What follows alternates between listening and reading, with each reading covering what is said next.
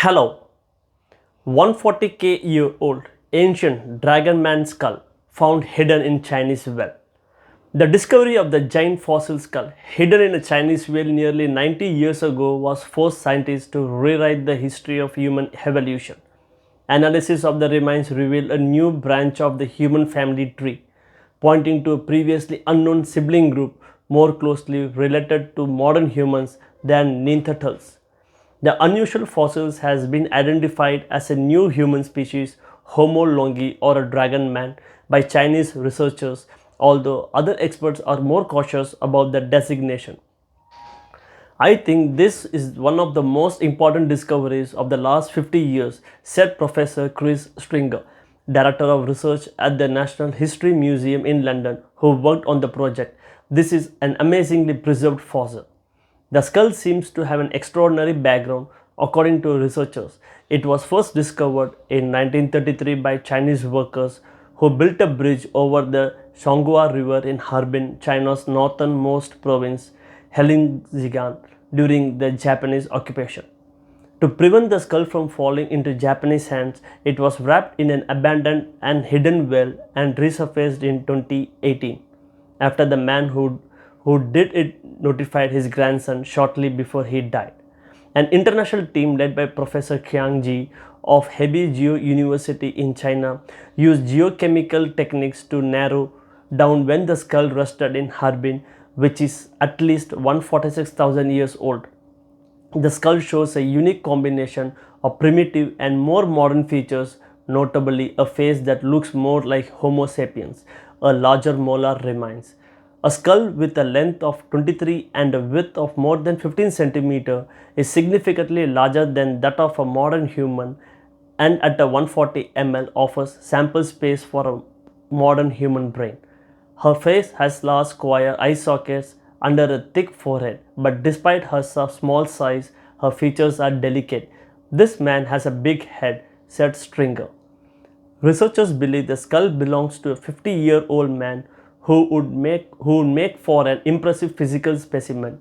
Its round and wide nose allows it to breathe large amounts of air, indicating an energetic lifestyle, while its size will help it withstand the region's bitterly cold winters.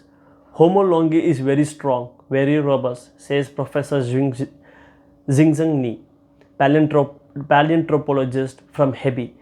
His height is hard to quantify, but the big head is definitely taller than the average modern person.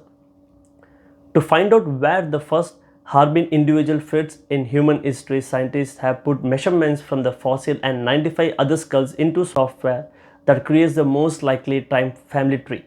To his surprise, the skulls of Harbin and a handful of others from China formed a new branch closer to modern humans than Neanderthals. Chinese researchers believe Harbin's skull is sharp enough to make a new species out of it, but Stringer isn't sure. He believes it is smaller to one found in 1978 in Dali County, China. I will prefer to call it Homo dalinensis, but that's no big deal, he said. What's important is that the third line of the humans was later separated from Neanderthals and Homo sapiens. The details were published in 3 articles in the Innovation. Whatever the name, one possibility is that Harbin's skull is that of the Denisovans, a mysterious missing group known for DNA and bone fragments rescued from Siberia.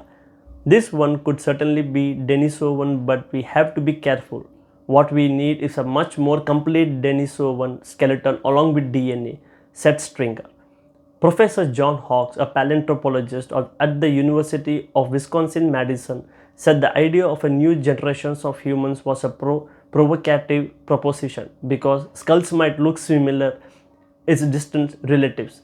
The Denisovan skull is a good hypothesis, he adds, though he doesn't really care about the name of the new species. I think it's a bad time in science to name a new species among those with large self-crossing brains, he said. What we often find is that differences in appearance don't mean much of these old people in terms of breed.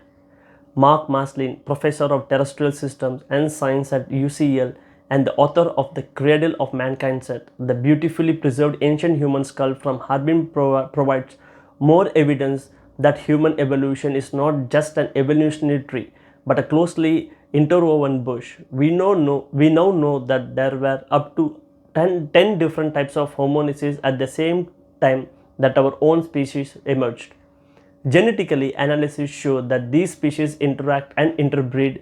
Our own genetics contain the inheritance of many of these spirit species. However, the serious thought is that despite all this diversity, a new version of Homo sapiens emerged from Africa about 60,000 years ago that significantly outperformed, reproduced, and even surpassed these other closely related species and made them extinct.